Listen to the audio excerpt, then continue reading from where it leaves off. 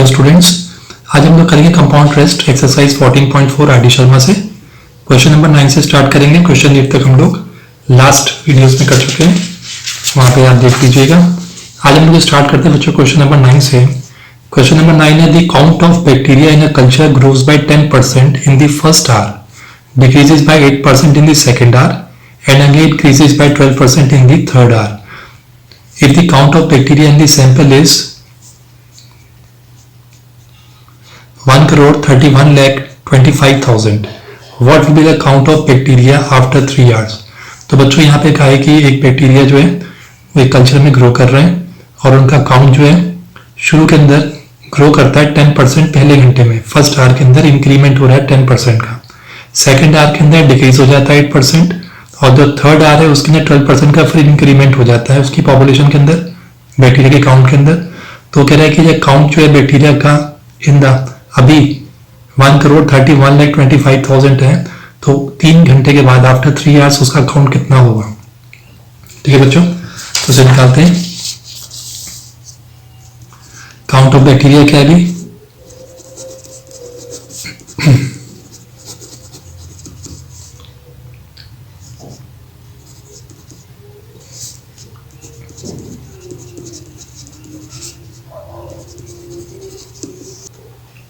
First hour के अंदर बच्चों, फर्स्ट आवर के अंदर कितना इंक्रीमेंट हो रहा है, ग्रोज हो रहा है, grows by 10%। And second hour में again increases by 12%, decreases by 8%, तो डिक्रीजेस बाय 8%। ठीक बच्चों, और थर्ड आवर के अंदर फिर इंक्रीज हो रहा है बाय 12%। तो बच्चों पूछ रहा है कि आफ्टर 3 आवर्स के अंदर क्या काउंट होगी। तो टाइम कितना है यहाँ पे, 3 आवर्स है। तो हमको यहाँ पे what will be the count of bacteria after 3 hours निकालना है। तो बच्चों ये जो काउंट ऑफ बैक्टीरिया है, ये काउंट ऑफ बैक्टीरिया जो है ओरिजिनल काउंट है बैक्टीरिया का। ठीक है बच्चों, यहाँ लिख लेते हैं इसको, ओरिजिनल काउंट ऑफ बैक्टीरिया, जिसको कि हम क्या मानेंगे बच्चों, ये पी है। तो जो बाद का निकालेंगे हम आफ्टर 3 आवर्स के बाद, तो हमारा वो ए निकलेगा। तो बिकॉज हमको पता है हमारे पास फॉर्मूला है A is equal to P1 + R upon 100T। तो हमें यहाँ पर ए निकालना है 13125,000। 1 + R कितना है, तो बच्चों इसके हम क्या देख रहे हैं, पहले में इसमें 10% है, तो पहले में हमने इंक्रीज कर दिया, फिर डिक्रीज है तो डिक्रीज में हम लोग क्या करेंगे 1 - 8 अपॉन 100। नेक्स्ट में फिर इंक्रीज हुआ है तो फिर हमें थर्ड आवर में फिर इसको इंक्रीज करना है। ठीक है बच्चों, तो अब इसे सॉल्व कर लेते हैं।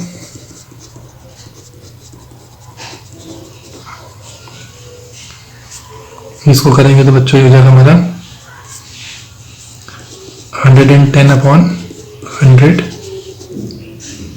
ये बच्चों हम यहाँ पे करके देख लेते हैं, ये हो जाएगा हमारा, इसको माइनस कर देंगे हम लोग 100 में से, तो ये कितना हो जाएगा 92 अपॉन 100। जैसे बच्चों से प्लस हो जाता है 100 + 10 ऐसे इसके अंदर माइनस हो जाएगा, तो it will become 92 upon 100 into 1 + 12 upon 100, ये हो जाएगा 112 अपॉन 100। ठीक है बच्चों, इसको हम सॉल्व कर देंगे अब। तो इसमें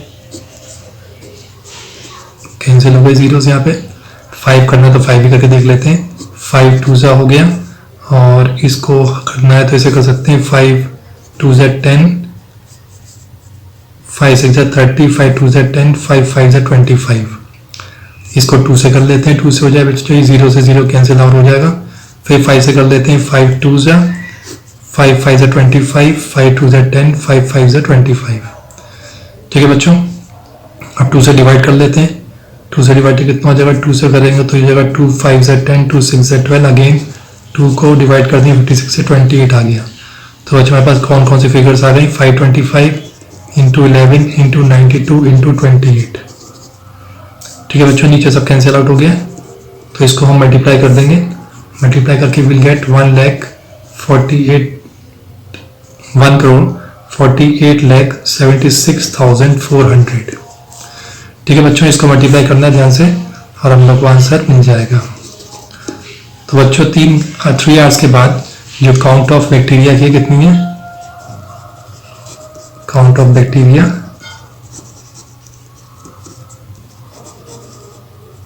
आफ्टर 3 आवर्स। ठीक है बच्चों, अब हम क्वेश्चन नंबर 10 करते हैं। क्वेश्चन नंबर 10 है बच्चों, the population of a certain city was 72,000 on the last day of the year 1998। During next year it was increase, it is increased by 7%।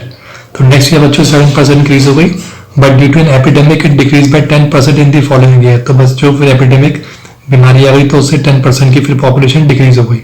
What was its population at the end of year 2000।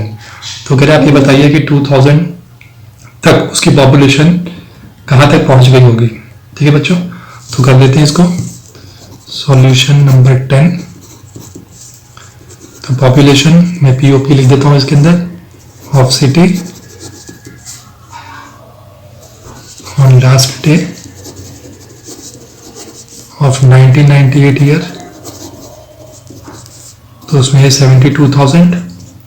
Increase का भी 1999 के अंदर, increase in population in 1999 मान लेते हैं। तो ये कितनी हो गई, कितना परसेंट इंक्रीमेंट हुआ है, 7% का बच्चों। तो रेट ऑफ इंक्रीज लिख लेते हैं। फिर नेक्स्ट में रेट ऑफ डिक्रीज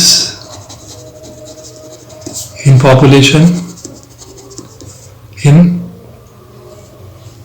2000, इस पे डिक्रीज हो गया, कितना हो गया, 10% डिक्रीमेंट हो गया बच्चों। तो अब देखेंगे कि इन 2 सालों के बाद जो है पॉपुलेशन यानी 2000 के अंदर पॉपुलेशन कितनी हो गई होगी। तो therefore population at the end of the year 2000, तो बच्चों एट द एंड 2000 तक जो है वो पूरे 2 साल हो जाएंगे। तो वही फॉर्मूला हमारे पास,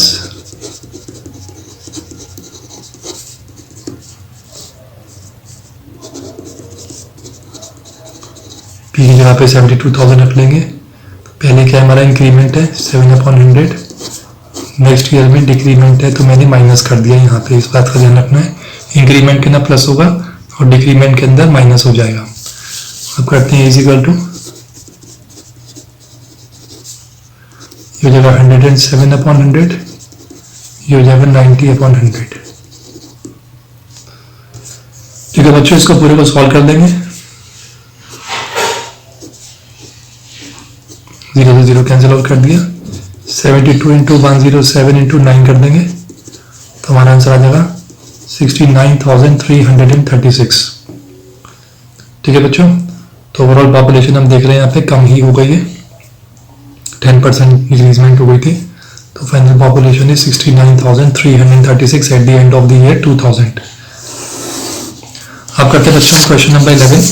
क्वेश्चन नंबर 11 है बच्चों, 6400 और 66,400 workers were employed to construct a river bridge in 4 years। तो 6400 वर्कर्स को एक ब्रिज को कंस्ट्रक्ट करने के लिए एम्प्लॉय किया गया 4 साल के लिए। At the end of first year 25% workers were retrenched. तो जब एंड हो गया फर्स्ट ईयर का तो 25% वर्कर्स जो थे उनको कम कर दिया गया, हटा दिया गया, उनको रिमूव कर दिया गया। At the end of second year 25% of those working at that time were retrenched. वो कह रहा है फिर उसके बाद आखिरी के अंदर बाद में 2 साल के एंड के अंदर जितने वर्कर्स काम कर रहे थे उसका 25% फिर कम कर दिया गया। तो 2 बार रीट्रेंच्ड हो गए यानी कि सब्ट्रैक्ट हो जाएगा, यानी कि ये वैल्यू डिक्रीज हो गई। However, to complete the project in time, लेकिन प्रोजेक्ट को टाइम में कंप्लीट करने के लिए the number of workers was increased by 25% at the end of the third year। तो थर्ड ईयर के एंड में या फिर कह लीजिए कि शुरुआत में इस 4th ईयर के 25% इंक्रीमेंट कर दिया वर्कर्स के अंदर, जिससे कि काम समय से खत्म हो जाए। How many workers were working during the 4th year.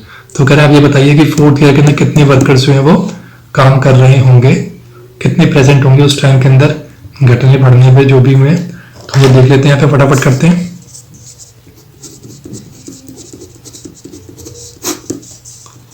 Solution 11। तो बच्चों जो शुरू करना जो इनिशियल वर्कर थे कितने थे, वर्कर्स इन द बिगिनिंग 6400 है। रिटेल्स कितने हुए?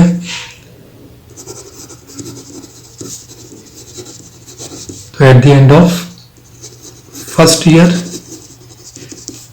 25% क्या हुआ है? रिट्रेंच्ड हुआ है। Then at the end of second year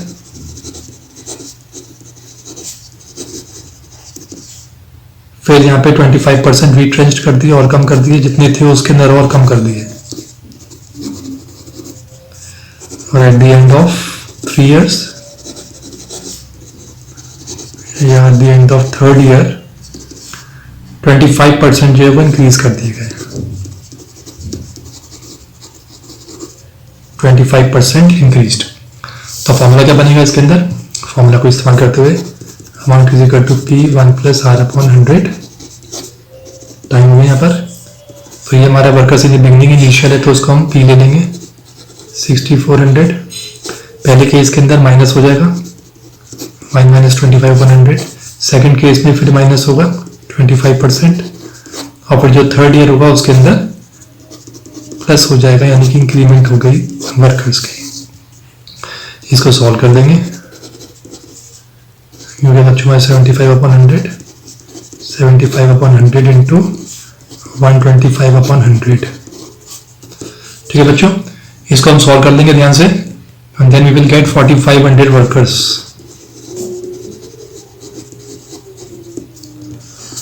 तो ये जो वर्कर्स है बच्चों, ये वर्कर्स है। How many workers were during the 4th year? तो workers during the 4th year.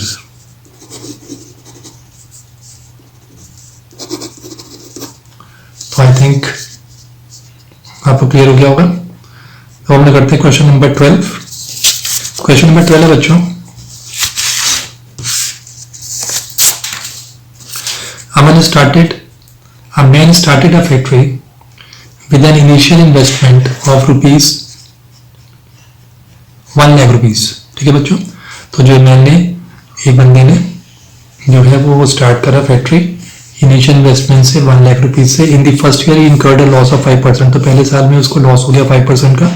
During the second year में उसको प्रॉफिट हो गया 10% का। थर्ड ईयर में फिर से रोज हो गया, फिर से उसका इंक्रीमेंट हो गया 12% का। तो रहा calculate is net profit for the entire period of 3 years। तो कह रहा है कि इसका नेट प्रॉफिट निकालिए कि पूरे 3 साल के अंदर उसको टोटल कितना प्रॉफिट हो गया। ठीक है बच्चों, let's start.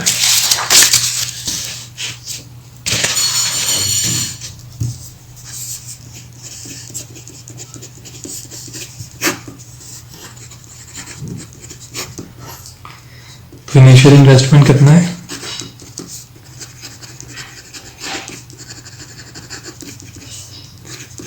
₹1 lakh. First year में कितना लॉस हुआ? Loss percent in first year 5% का। फिर प्रॉफिट हुआ उसको, profit percent in second year 10%। और फिर दोबारा थर्ड ईयर में प्रॉफिट ही हुआ, profit percent in third year is equal to 12%। ठीक है बच्चों, तो फॉर्मूला इस्तेमाल करते हैं, इसमें यूज करते हैं, वही बनेगा फॉर्मूला।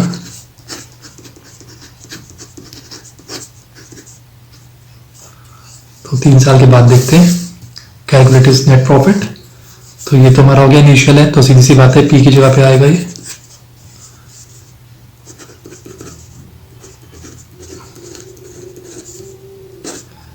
तो पहले में लॉस हो गया, तो लॉस में बच्चों लगेंगे 1 - 5/100। नेक्स्ट में 1 + 10/100 और नेक्स्ट में 1 + 12/100। तो बच्चों प्रॉफिट के अंदर सब हम प्लस कर देंगे और जहाँ पे लॉस हुआ उसके अंदर माइनस कर देंगे। ठीक है बच्चों, इसको हम लोग R1 भी मान सकते हैं, इसको चाहे तो आप R1 मान लीजिए, R2 मान लीजिए, ये R3 हो गया। ठीक है बच्चों, जैसे मैंने आपको यहाँ बताया था ये पॉपुलेशन जो है इसमें जैसे इंक्रीज हो रही है, R1 R2 R3 मान रहे हैं हम लोग, तो उस तरीके से हम इसको हर ईयर के अंदर R1 R2 R3 3 साल के हिसाब से मान लेंगे। अब इसको सॉल्व कर देते हैं।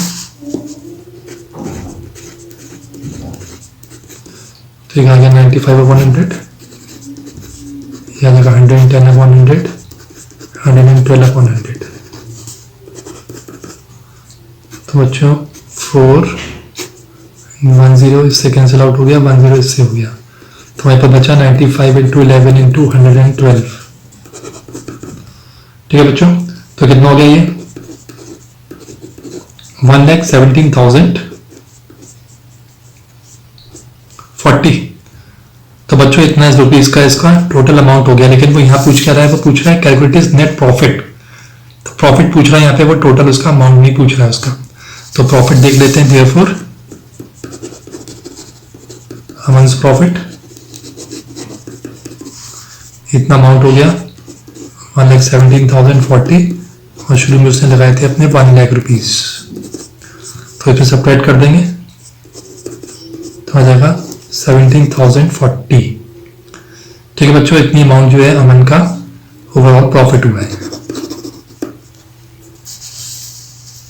तो आई थिंक बच्चों को क्लियर हो गया होगा। नेक्स्ट वीडियो के अंदर हम क्वेश्चन नंबर 12 से स्टार्ट करेंगे। तब तक आप इसको लाइक करिए, शेयर करिए, सब्सक्राइब जरूर कर लीजिए। Thank you students.